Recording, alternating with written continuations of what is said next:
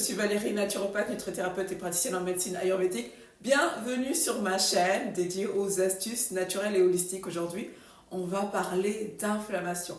En fait, l'inflammation, c'est un phénomène qui finalement est naturel, c'est-à-dire quand il y a un virus ou une blessure, et par exemple, vous avez une engelure, un gonflement, voilà.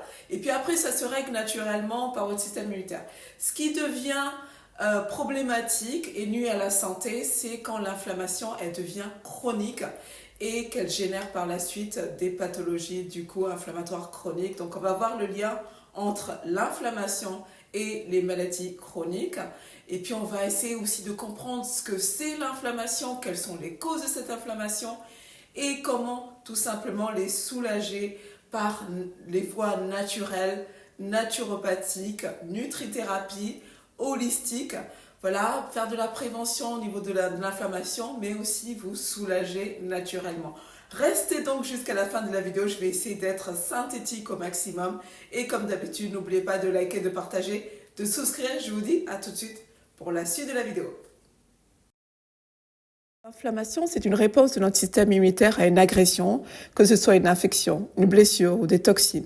Elle est essentielle pour la réparation, mais lorsqu'elle devient chronique, c'est là où s'engendrent des dégâts sur l'organisme. Alors, je vais vous parler de toutes les maladies qui sont liées à l'inflammation chronique. Tenez-vous-y bien parce qu'elles sont nombreuses. Comme je disais, l'inflammation chronique, c'est un processus de réponse immunitaire qui est prolongé et qui aggrave un grand nombre de maladies. Alors, d'une part, on a la liste de toutes les maladies cardiovasculaires. Alors, on va commencer par l'athérosclérose, l'hypertension artérielle, l'insuffisance cardiaque.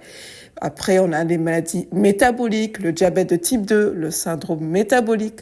On a aussi l'obésité qui fait partie de la liste, les maladies neurodégénératives, comme la maladie d'Alzheimer, puisque des études montrent qu'une inflammation chronique joue un rôle dans le vieillissement accéléré et les troubles neurodégénératifs comme Alzheimer. Par exemple, selon une recherche publiée dans le Nature Reviews Immunology, il montre bien que l'inflammation chronique est une base commune de toutes ces maladies.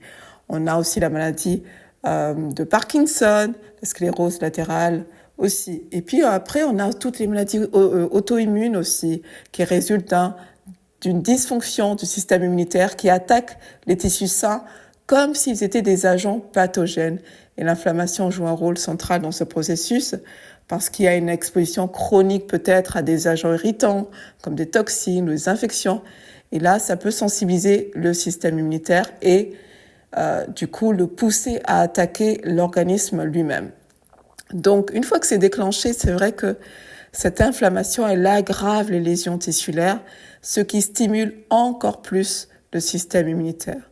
Donc, on a une liste impressionnante aussi de maladies auto-immunes, comme la polyarthrite rhumatoïde aussi, qui est impactée. On a aussi dans la liste, on a le lupus. On a la maladie de Crohn aussi, la rectolite hémorragique, la thyroïdite de Hashimoto, la sclérose en plaques, le psoriasis, puis toutes les maladies inflammatoires chroniques, style asthme, maladies inflammatoires de l'intestin, gastrique chronique. Donc la liste elle est impressionnante. On a aussi malheureusement tous les cancers du côlon, les cancers du foie, du poumon. L'inflammation chronique peut favoriser la prolifération cellulaire et les mutations génétiques. On a aussi toutes les maladies musculo-squelettiques, l'ostéoporose, l'arthrose, le syndrome de l'intestin irritable, les allergies chroniques, la fatigue chronique aussi en fait partie. Je vais vous parler en fait du lien entre l'inflammation chronique et la dysbiose intestinale qui malheureusement n'est pas très bien connue par les médecins, alors qu'on le sait, la dysbiose intestinale, le déséquilibre de la composition du microbiote est de plus en plus reconnu comme un facteur clé dans les maladies inflammatoires chroniques.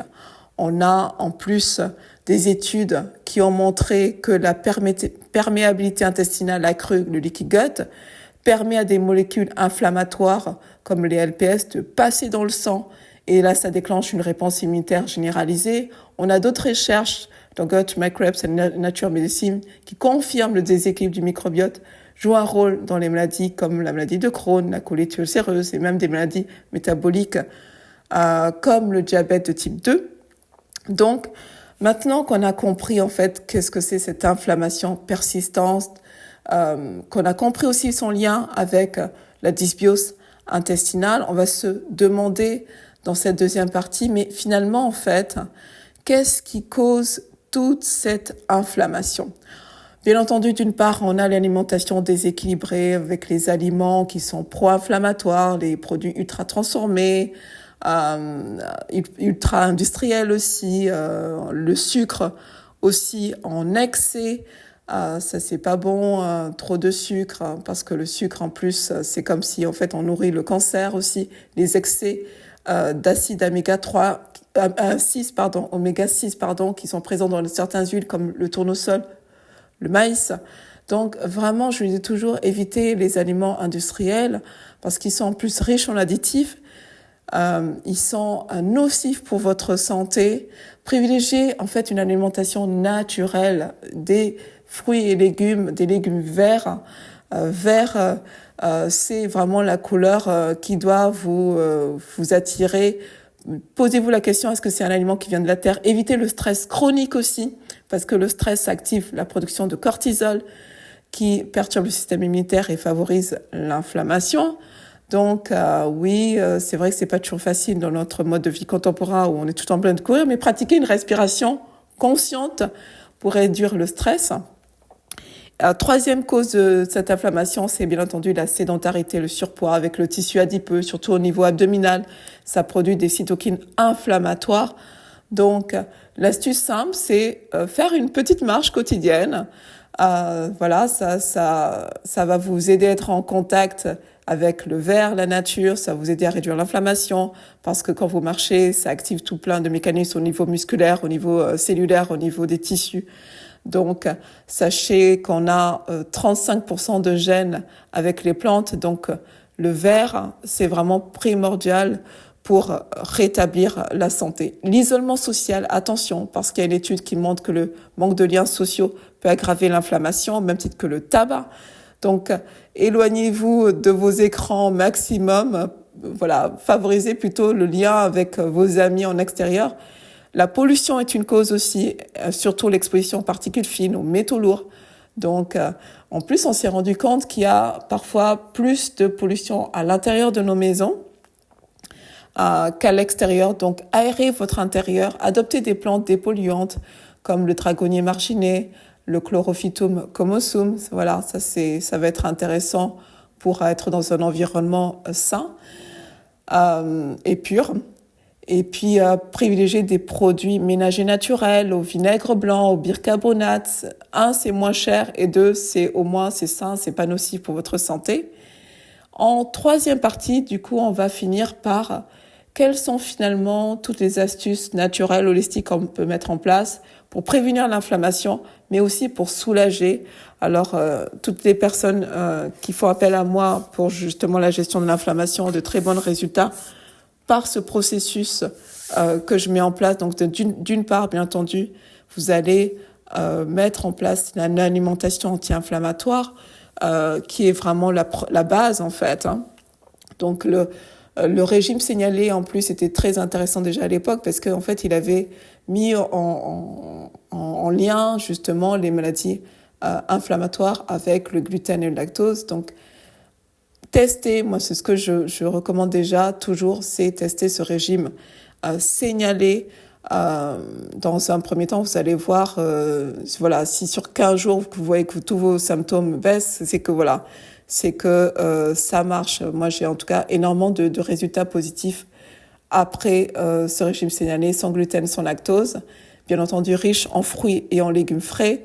Privilégiez les baies, les légumes verts, les poissons riches en oméga 3 aussi sont intéressantes parce que les oméga 3 c'est anti-inflammatoire.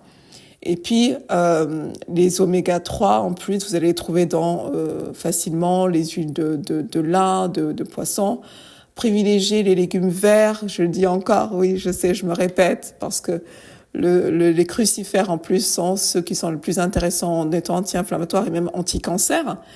Voilà, donc crucifères, vous avez brocoli, chou-fleur, mais surtout brocoli, hein, c'est vraiment le légume vert en crucifère qui a été le plus étudié. Vous avez aussi en plus des baies, donc vous avez les poissons gras qui sont riches en oméga 3. Évitez le saumon, pourquoi? Parce que le saumon est malheureusement le poisson le plus contaminé, le plus pollué. Donc privilégiez plutôt les sardines.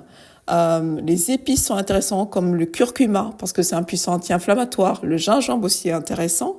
Et soignez, chouchoutez votre microbiote par des fibres, des probiotiques. Et tenez-vous bien loin des sucres rapides et d'un excès de glucides aussi. Hein. Évitez ça. Deuxième partie, on va agir sur les compléments alimentaires, bien entendu par les oméga 3, avec l'huile de lin, donc 2 tiers d'huile de lin pour 1 tiers d'huile d'olive, pour équilibrer le ratio en oméga 6, oméga 3, en privilégiant bien entendu les oméga 3. Et puis vous allez pouvoir aussi associer le curcuma au poivre noir pour justement augmenter l'absorption du curcuma et renforcer les effets anti-inflammatoires de cette épice qui est magique, qui est le curcuma. Et puis vous avez bien entendu la vitamine D qui joue un rôle clé dans la régulation de l'immunité et la réduction de l'inflammation chronique. On le sait bien, une carence en vitamine D associée à un risque accru de maladies inflammatoires. Donc oui, en ce moment, il n'y a pas beaucoup de soleil. Donc moi, je recommande de se supplémenter entre fin octobre et fin mars pour bénéficier en tout cas de tous les bienfaits de la vitamine D. Vous avez dans les sources alimentaires les poissons gras, sardines, œufs, certains champignons, en plus des compléments alimentaires. Et pour moi, en fait, vraiment, ça sert à rien de contrôler la vitamine D pour ces périodes entre octobre et fin mars parce qu'on est tous carencés. Donc allez-y plutôt sur la sardine, voilà, des œufs éventuellement, mais voilà, vous pouvez vous supplémenter sans problème parce qu'on est tous carencés en vitamine D durant les périodes hivernales. Et puis, ce qui est intéressant, c'est l'exposition au soleil parce que ça stimule la production de vitamine D qui est essentielle pour l'immunité et l'équilibre inflammatoire.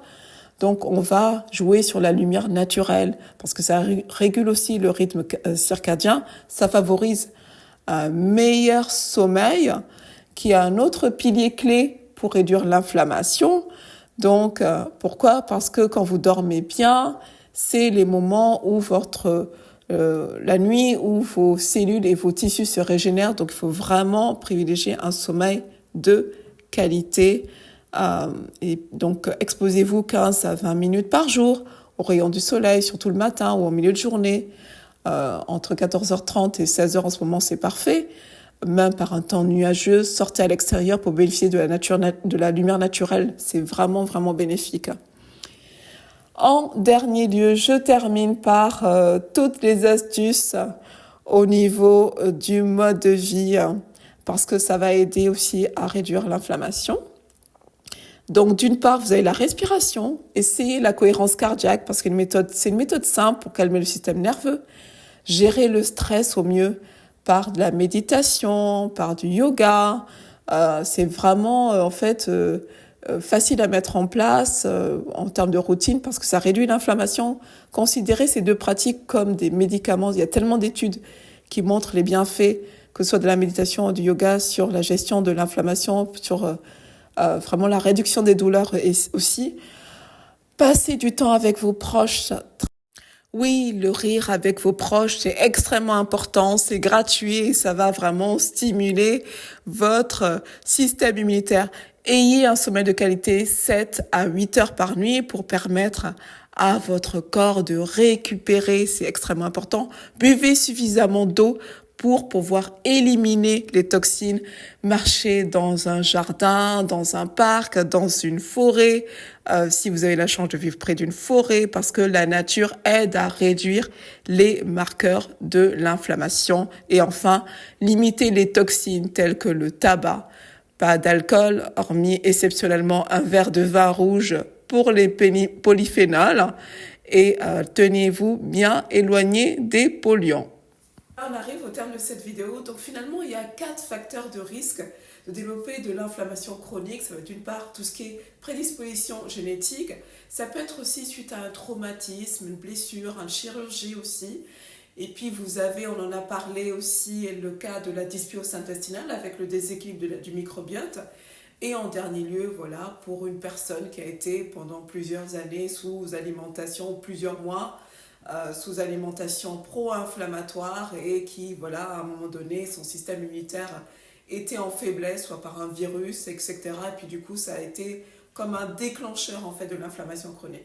Donc maintenant que vous avez compris que cette inflammation chronique, elle est liée à plusieurs pathologies, il va vraiment falloir du coup suivre ce protocole qui va vraiment vous aider parce qu'on peut maîtriser l'inflammation chronique par une réduction du stress, un mode de vie plus sain, une alimentation saine, des compléments alimentaires adaptés. Enfin voilà, on en a parlé lors de cette vidéo. Et si cette vidéo vous a été utile, n'oubliez pas comme d'habitude de mettre un petit j'aime, de partager à des proches peut-être ou des personnes que vous connaissez qui pourraient en avoir besoin pour améliorer leur santé au quotidien de façon naturelle. Et je vous dis en tout cas à très bientôt. Prenez bien soin de vous et à une prochaine.